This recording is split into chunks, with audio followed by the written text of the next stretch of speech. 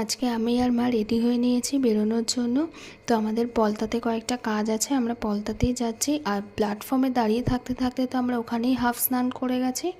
ট্রেনের জন্য প্রচুর ওয়েট করতে হয়েছিল। আর আমি তো রোজ ঘুমের মধ্যে স্বপ্ন দেখছি যে আজ বৃষ্টি হচ্ছে, কাল বৃষ্টি হচ্ছে, কিন্তু বাস্তবে আলটিমেট কিছুই হচ্ছে না। তো ট্রেনে উঠে পড়েছি, বাবা পলতাতে আমাদের জন্য ওয়েট করছে।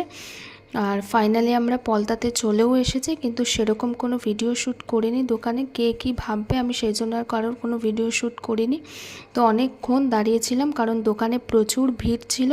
ওখান থেকে বেরিয়ে আমরা মেডিসিনের দোকানে চলে এসেছিলাম, বাবা কয়েকটা ওষুধ কিনছে।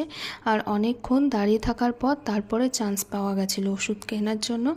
তো ওই জন্য আমি আর মা অনেকক্ষণ দাঁড়িয়েছিলাম। তো ফাইনালি পলতা স্টেশনে আমরা চলে এসেছি আর বেরিয়েছি। ফুচকা খাবো না এটা তো কোনো দিনই হতে পারে না।